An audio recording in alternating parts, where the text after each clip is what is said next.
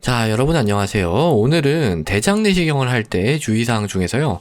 이 목걸이, 귀걸이, 반지, 시계 요런 거를 이제 제거해라 라는 소리가 있어요. 근데 그거에 대해서 한번 말씀드리도록 하겠습니다.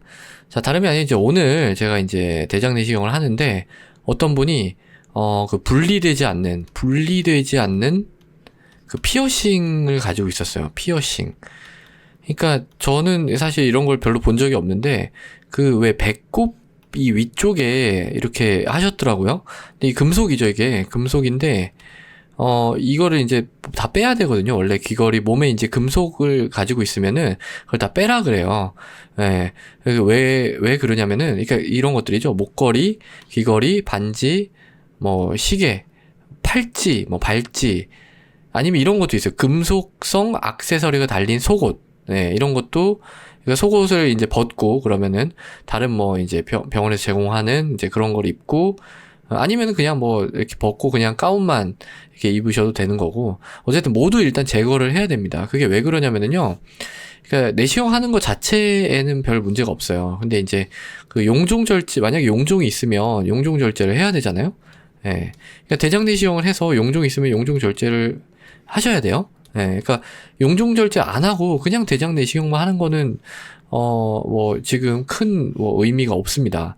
그러니까 뭐 그런 경우가 있죠. 아주 드물게 이제 그 궤양성 대장염이라든지 크론병이라든지 요런 거 이제 팔로업 할 때 또는 이제 뭐 다른 좀 드문 그런 게 있지만 대부분의 경우에는 용종 발견을 용종 떼려고 대장 내시경 하는 거예요. 그러니까 용종을 절제를 해야 되는데 그 용종을 절제하는 방법 중에는 이제 여러 가지가 있는데 크게 세 가지로 볼 수가 있습니다. 이건 사실 뭐 교과서에는 이렇게 안 나와 있을 텐데 우리 현실적으로 말씀을 드리면 그러니까 뭐 내시경 하다가 요렇게 이제 장이 있는데 요만한 게 있어요. 그러면은 요런 거는 어떻게 절제를 하면 되겠어요? 예. 그냥 우리 바이옵시 포셉 그러니까 조직 검사는 포셉으로 이렇게 탁 잡아가지고 떼내면 되겠죠? 그걸 이제 우리가 펀치라고 합니다. 펀치. 그리고 이제 두 번째는 뭐냐면 이제 약간 큰 거예요. 약간 이제 한 요 정도 사이즈 5mm가 넘어가는 거죠. 그러면은 이게 이제 펀치로 하면은 다 절제가 안 되거든요. 그래서 이럴 때는 갈고리로 이렇게 걸어가지고 잡아 당깁니다. 그러면 이제 쓱 이렇게 갈고리를 어무리면 쓱 해서 빠지거든요. 이게 딱 떼지거든요. 그게 이제 스네어입니다. 스네어고 그 다음에 이제 조금 더 크고 이게 땅바닥에 딱 달라붙어가지고 갈고리로 잘 안 떼질 것 같을 때는 요 밑에다가 이제 용액을 주입해가지고 얘를 조금 띄웁니다. 그러면은 요렇게 조금 이제 뛰어 올라가겠죠? 용종이. 이게 용종이에요. 예. 요렇게 이제 뛰어 올라가면은, 여기를 이제 갈고리로 요렇게 잡고, 요거는 이제 딱 절제가 안 될 수가 있거든요. 그러니까 좀 오므린 다음에, 이제 여기 전류를 흘려가지고, 이제 얘를 절제를 할 수가 있다는 거죠. 예, 그게 이제 보통 EMR이라고 해요. EMR. 그래서 이제 3번은 EMR. 요 정도 보통 합니다. 그러니까 뭐, 사실 ESD도 있고, 뭐 이제 또 이게 종류를 얘기하자면 되게 많은데, 어쨌든 일반적으로, 하는 거는 요거 세 개 내에서 이제 대부분의 경우는 해결이 돼요. 근데 이제 다른 거는 문제가 없는데, 이 EMR을 할 때는 전류를 흘리잖아요. 그러니까 여기다가 놓고 이제 전류를 흘리면은 이 전류가 빠져나가야 될 거 아니에요?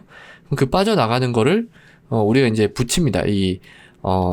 다리, 보통 이제 다리 쪽에다가 이렇게 해가지고 다리 뒤편이라든지 이런 데다 이제 패드를 붙여요. 이 패드 이름을 이제 우리가 뭐 그라운딩 패드 혹은 뭐 리턴 플레이트 이렇게 이제 얘기를 하는데 왜냐면 전류가 다시 되돌아가는 곳이라는 거죠. 이 패드는 되게 넓게 돼 있습니다.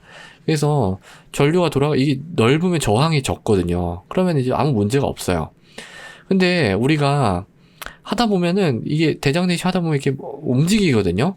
환자분이 이렇게 자세를 변경해야 될 때도 있고 또 이게 접착력이 약해서 떨어질 수가 있습니다. 또는 이제 이 젤 같은 게 좀 부족했거나 어쨌든 여러 가지 이유로 얘가 이제 툭 떨어졌단 말이에요. 그러면은 그런데 이제 만약에 이런 시술을 했어요. 그러면 어떤 일이 발생할 수 있어요? 이론적으로는 이 금속이 여기 있잖아요. 그러니까 이 금속을 통해서 빠져나갈 수가 있는 거예요. 예. 그러니까 현실적으로 이런 일은 거의 잘 발생하지는 않습니다. 거의 잘 발생하진 않는데 그래도 이론적으로는 가능하고 이런 어떤 케이스 리포트들도 조금 있는 걸로 알고 있어요.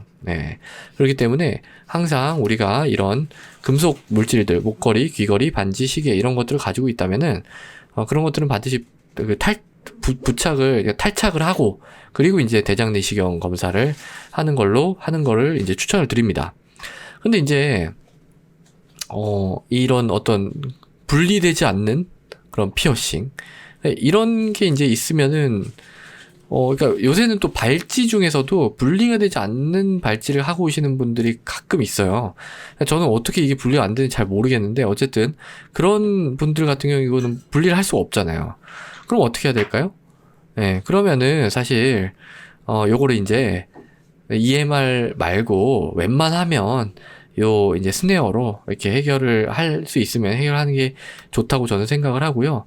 정 이걸 해야 되겠다. 그러면 이제 패드가 잘 떨어지지 않게 하고 이제 하면 큰 상관은 없을 거예요. 그렇지만은 가급적이면은 이 전류를 흘리지 않는 그런 식으로 이제 하는 것이 좋겠죠. 근데 이제 사실 요거보다 이런 경우도 사실 그렇게 많지는 않고요. 그래서 환자분한테 이게 분리가 되지 않으면 우리가 전류를 흘리는 방법으로 하는 것은 조금 부담스럽다 이런 측면에 대해서 설명을 하기도 합니다. 거의 근데 이런 경우가 잘 없어서. 근데 이제 이거보다 더 문제가 되는 거는 이제 인공 심박동기예요. 인공 심박동기를 가지고 있는 환자분들의 경우에 페이스메이커죠. 페이스메이커. 심박동기.